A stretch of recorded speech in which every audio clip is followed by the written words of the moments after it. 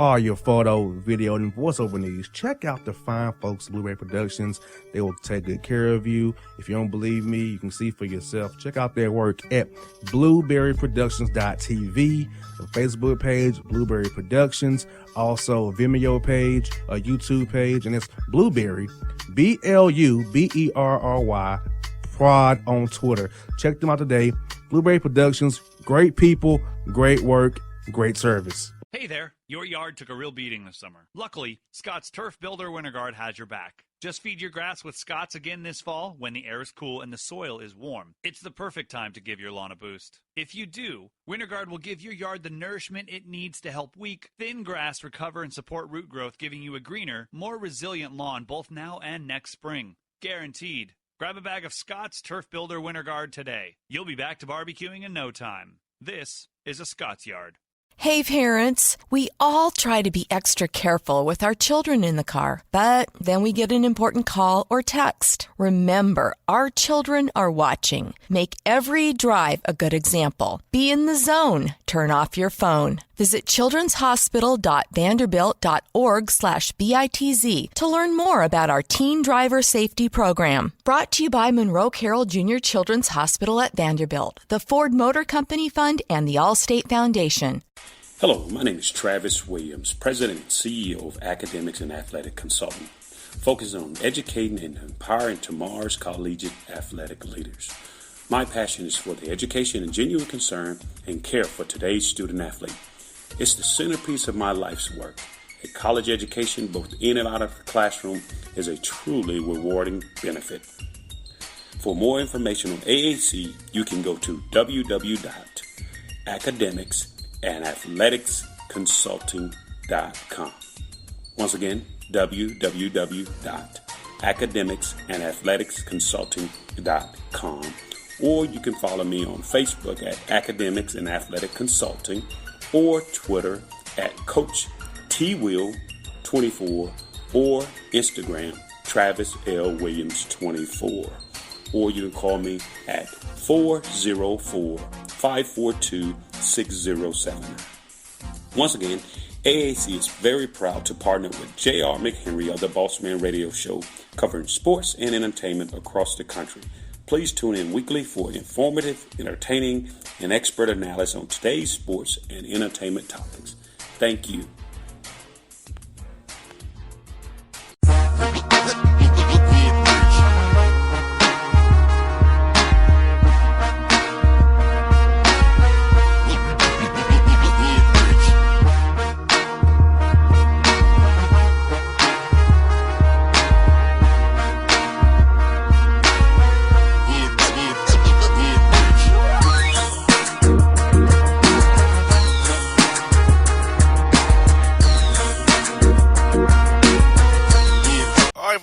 The Bossman Show. We're here with the Athletic Detroit's own James Edwards III. James, man, what's good up in the D, man? Not much, man. First of all, appreciate you having me on. But yeah, we were talking before we went live. It's hot. It's hot everywhere. It's hot up here in Michigan, but I'll take that over cold any day of the week. So, bro, making sure I properly dressed. Bro, I have to ask you this. Being a Michigan guy, when does it really get cold up there, man? You know, I really don't know because I'm down here in ATL, but when does it kind of get cold and you got to worry about snow and sleet stuff that I'm scared of? Yeah. I mean, it gets a little cold around Halloween. It starts getting, like, cold that everybody talks about probably around Thanksgiving. Oh, so when the Lions on TV embarrassed everybody. Yeah, right. Yeah, no, that's why they play indoors. There's a reason. Yeah, I got you, man. Yeah, man, bro. You probably remember the snowstorm in Atlanta 2013, bro. I didn't come out of the house for 6 days, bro. That's how bad it was. I can't drive in snow. I tried one time, bro. I learned fast. It's not for me. Stay in the house. I heard wasn't there only an inch on the ground that year? Man, it was 2 actually. 2 inches of snow and some ice. They don't even think about closing school around here until 4 or 5 inches. So I understand when you're used to it, that's different. And when you throw in the ice, it's a different story. But, 2 is – we got to go on about our day with 2. You got that right. Hey, man, it's all good, though. Well, bro, let me ask you this, man. You know, the Pistons, in my opinion, have had a great off season so far, brother. So how would you grade what the job the Pistons front office did this year with bringing in Derrick Rose, Snell, Markieff Morris, the draft pick as well, and making some of those periphery moves they've made so far? Yeah, I give it a solid B, a high B. I think they did what they set out to do. They needed more creation, more playmaking. They got that in Derrick Rose. They're hoping to get more shooting. Tony Snell, they traded for him, who can help and fill that void. To get a small forward, also they needed like a true small forward on their roster that had some NBA experience, so that checks that box. And then Markieff Morris, if he can get back healthy, that's another guy that, I mean, at minimum, he's a solid bench player, and at his best, he's a low-end starter. So for the little amount of money they had going into the offseason, they got 3 really solid pieces that will play significant time for them this coming season. So you can't give that anything less than a B, given the circumstances in which they were working with. And the move of hiring Dwayne Casey, I thought was firing Stan Van Gundy, who's one of my favorite people in the whole world. I love Stan Van Gundy. I know you probably enjoyed covering him as well. But how was it to cover Dwayne Casey, James, and how is he as a coach? And how do you feel he'll get his roster further in year 2 now, get his system more implemented now with the Pistons? No, I enjoy covering Dwayne. It's super cliche. I always call him he's a Southern gentleman. He remembers everybody's name. He's very polite. He's also pretty funny. I don't know if people know that. I don't think I knew that until I covered him. He's a funny dude. He can be a little bit of a smart ass sometimes to people, but he does it in a very polite way. He cracks jokes. No, he's a good guy to cover. Very honest, open with the media. He has conversations after the cameras are off and after the microphones are off. He'll sit and chat with us routinely. So that's all you can ask for as somebody covering the team. And then going into the season, I think he just garnered the guy's respect last year. I think he's a guy that what he did in Toronto commands. He commands respect, and the guys like him. The guys understand his vision. They believe in his vision.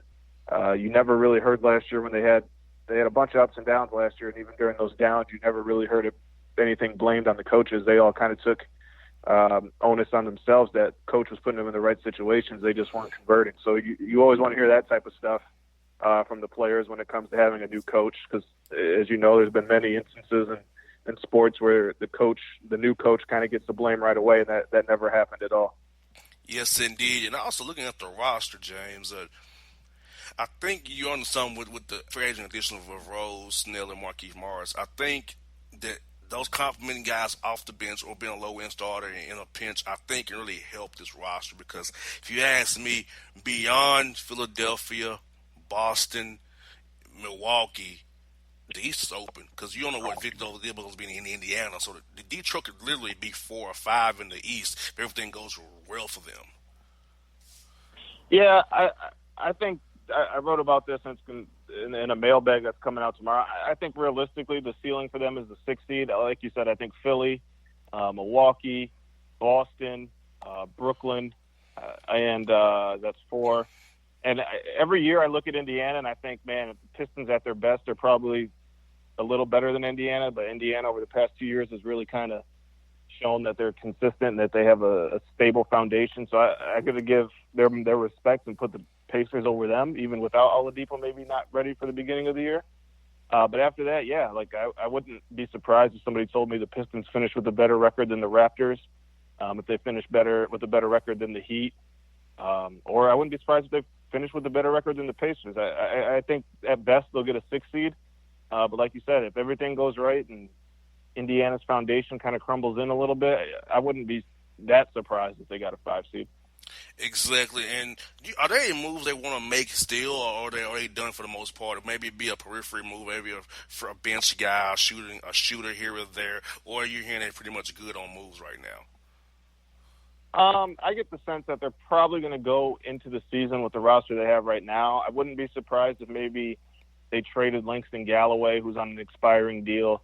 That's one thing this new front office has shown, is that they're willing to trade expiring contracts to get assets and not let guys walk. So Langston Galloway is a guy that Coach Casey likes in terms of what he brought on a night-to-night basis defensively. He's undersized for a 2-guard. He's known as a shooter, but he's been streaky since being in Detroit. But I could, with the young guys that they have, there's a lot of young guys on the wing. And they might want to open up some room for them to fight out for a rotation spot, and you could see Galloway go. But I assume if there's going to be any deals, it's not going to be till closer to the deadline. But again, Langston could be one of those guys that could go before. Well, a guy I got my eye on the roster is Reggie Jackson. Last year of his deal, man, his health is always tricky. So does he have a long-term future in Detroit? Think they may just trade him away and get some assets back, get something back for him? Because, if you ask me, that you traded for him, you had to pay him, but he didn't really lived up to what his contract is worth right now, if you ask me. Yeah, and I think part of that, too, was, like you said, the injuries. He's been injured the last 2 years, lower body injuries. And if you watch Reggie before he got injured, it was explosiveness and his ability to attack the rim in the pick and roll. And when you have 2 lower body injuries, obviously that's going to hurt the best part of his game. But, yeah, I don't know. I'm interested to see how that works. A lot of people kind of assume that they're going to trade Reggie because he does have an expiring contract. But if they get to the deadline and they're a couple games over 500 and they're in the thick of the playoff race and Reggie's playing well, why not? Why trade him? Why not just ride out through the season if things are clicking and you let him go in free agency? I'm not sure he's a guy that's going to garner that solid of a package in a trade deal. If you call around and you can get something that you think is a young piece that you think can maybe grow into something, obviously for Reggie, you're not going to get a high-end young player, but maybe like a second-round pick you like or something like that, or future picks. Maybe you do that, but I think it all is going to depend on where the Pistons are around that deadline.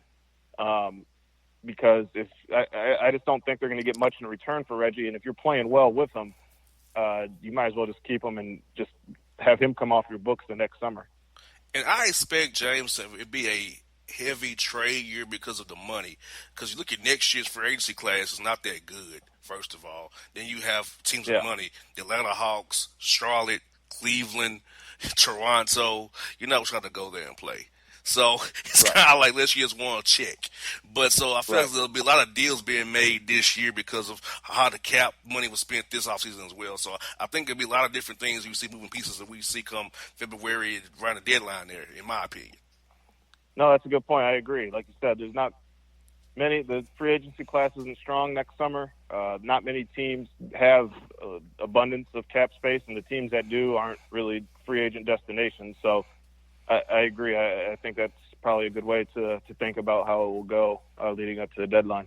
Now, James, I think you guys have a small window to win with Blake and Dre because Blake has 2 years on a player option. Dre has a year on a player option on definitely his deal.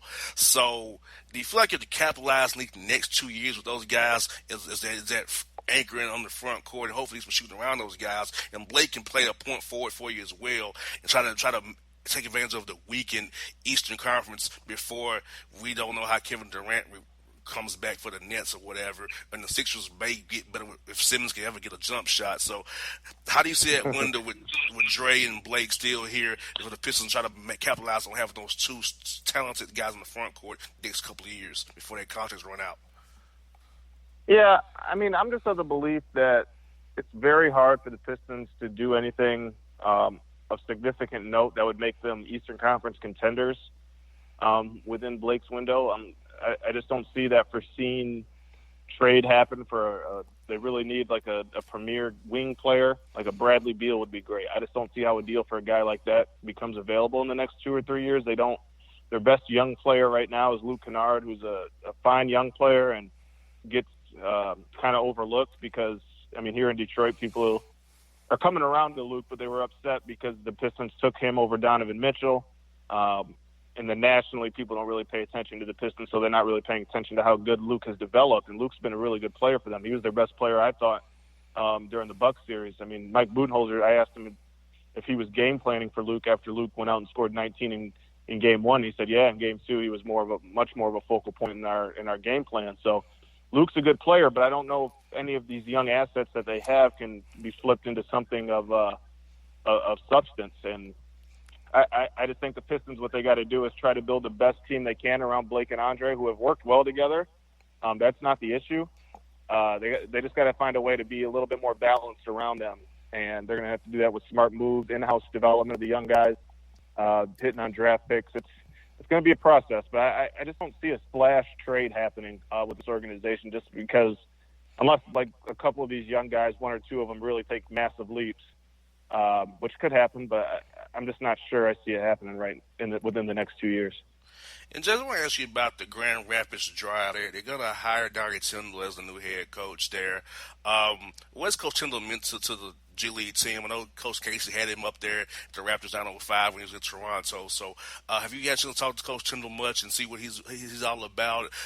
We know what happened with him at the NCAA, but he's definitely a decent man. Coach Stackhouse, Vanderbilt swears by him, had him in the 905 with him as well. So what do you know about Coach Donnie Tyndall and what he's going to bring to the Drive this year? Yeah, I don't really do too much with the Drive, so I'm not like looped in that regard. But Donnie is a guy that I've met on several occasions. He's actually, like you said, he's a nice guy. In my encounters with him, I tried out for the Drive and wrote a story on it, like what it's like to try out for the G League team. And Donnie was the one by my side, like making sure I was still breathing and making sure I was all right and was going to make it and had some water. And yeah, no, I've Donnie's around the Pistons a lot. He's a guy that, from all accounts, knows the game, can get respect from players. It's going to be an interesting transition, but it seems like that guy is well respected in the NBA circles. I think he'll be a head coach in the NBA. When I think he's young enough, he's only 49 years old. I think he can be a head coach. Coach Casey's in his 60s, so I think Donnie, if he stays on the right path, man, you hear it here first. He may be NBA head coach here down the road here real soon. Yeah, I wouldn't be surprised. I got to see how he does with the Drive, but I know they liked him as an assistant with Coach Kruger last year. So now it's just waiting it out and see what he does with the organization. Last one I got, I talked about this was off the air with you, James, about John Mason, man.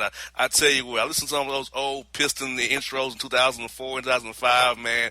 Mason was on fire, man. I watched him on the league pass. I still hear him do the Detroit basketball. I'm like, my man be getting it, how he come with those names, man, the lineups, man. So for you, get to see this guy all the time, man, seeing what Mason comes up with, man. How's that experience been for you and the fans up there in Detroit?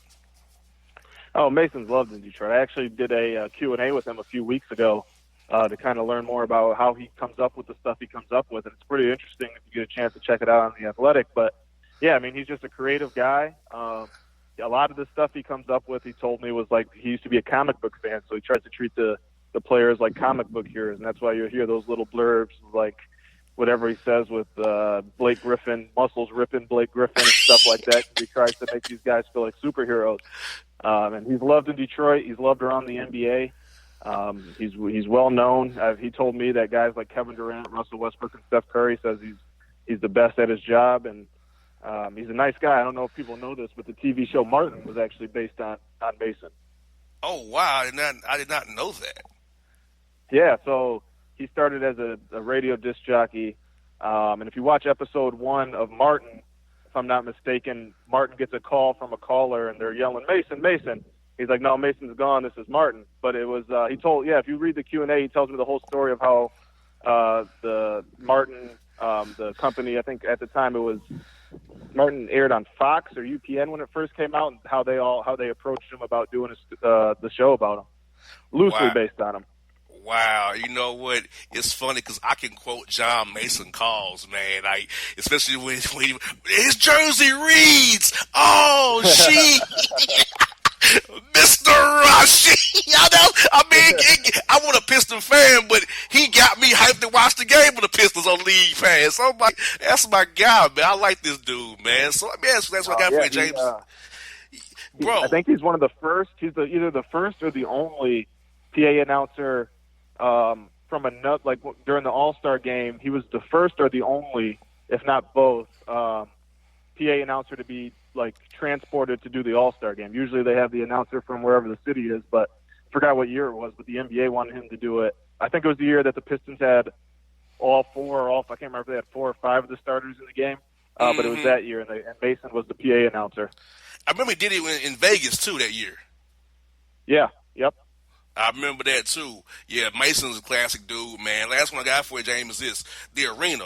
How is Little Caesars Arena different from the Palace of Auburn Hills? And I've been to the Palace a few times, but how is it different in Little Caesars? I've been downtown and see the new arena yet. So what's the difference for the fans being with the Pistons actually being downtown, not up there in Oakland County and in Auburn Hills? I mean, I like Little Caesars more than the Palace, to be honest. The Palace is massive. It's a little more open. LCA is a little more. It reminds me kind of a college arena. When you're on the floor, everything's kind of on top of you. The seats go up and not as far out. It's dark. It's condensed. I like that for a basketball game. It gets very loud when the games are packed. The playoff game, Game 3, was as loud as I've heard in an arena all season. So when if the Pistons get good, that place is going to be very, very loud. But then again, I mean, I'm also a guy that's all for the city, and it's the arena's in the city. It's downtown. It's in Midtown. It's not in Auburn Hills, which is in the middle of nowhere. Yes, indeed. LCA is in the heart of Detroit. People can walk from the game, go downtown and get drinks, get food. They can walk from the bars to the game. It's more Detroit, and I think that's what they want to go for. They were tired of being so far away from the community, and now they're obviously attracting a much different fan base and consumer than they were in Auburn Hills. But it's a lot more Detroit. Yes, indeed. Well, James, it's been fun, brother. We'll do this again real soon, man. I enjoy talking about the Pistons. And I like the same you got going on. I like Michigan, man. So we'll do this again real soon, brother. I appreciate you having me on. Thank you. No problem, folks. James Edwards here on the Bossman Show.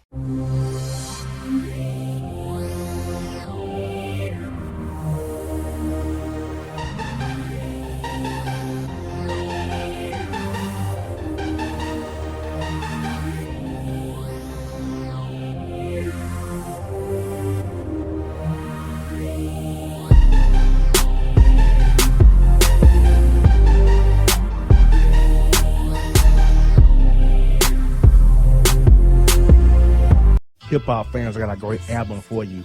The debut album from Family Grind ENT, True Speech and 313 Fresh. We're going to give you 2 discs, 33 songs of pure, genuine hip-hop. Albums available on iTunes, Amazon, Google Play, illstreetrex.com, and streaming live right now on Rhapsody, Beats Music, Spotify, Xbox Music, Slacker Radio, and SoundCloud. Check them out today. True Speech and 313 Fresh.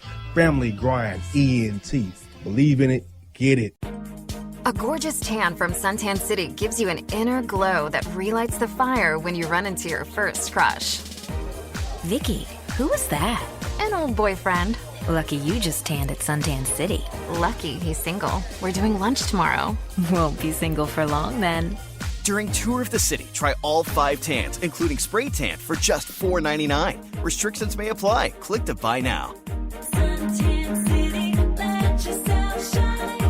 When you're a teen, you finally get to make some of your own decisions. Who are you going to hang out with? What do you want to be? Are you going to glance at that text while driving? Remember, a split second is all it takes for something tragic to happen. Be in the zone. Turn off your phone. Visit childrenshospital.vanderbilt.org/BITZ to learn more about our teen driver safety program. Brought to you by Monroe Carroll Jr. Children's Hospital at Vanderbilt, the Ford Motor Company Fund, and the Allstate Foundation. It's maybe the night that my dreams might let me know. All the stars are closer. All the stars are closer. Tell me what you gonna do to me. Confrontation ain't nothing new to me. You could bring a bullet, bring a sword, bring a morgue, but you can't bring the truth to me. Alexa, play Kendrick Lamar and SZA. Okay. Maybe the night that my dreams might let me know. All the stars are closer. With Amazon Music, a voice is all you need. Get tens of millions of songs. Download the Amazon Music app today. Yeah, it's your man JC, the host with the most, baby, and it goes down each and every Saturday night right here in the city of Memphis. That's right, y'all. It goes down at Clicks Sports Bar Memphis, baby. 3705 Malco Way, Memphis, Tennessee, 38125. Come out and join us, the Three Kings, each and every Saturday night for the livest karaoke in the city. Everybody gets in free till 10 p.m. Only $5 after. Great food. We got drink specials. We got all kind of games, man. We got the pool tables popping. Whatever you want, we got you, man. Come on out. Have a good time with us each and every Saturday night. That's Clicks Sports Bar, Memphis.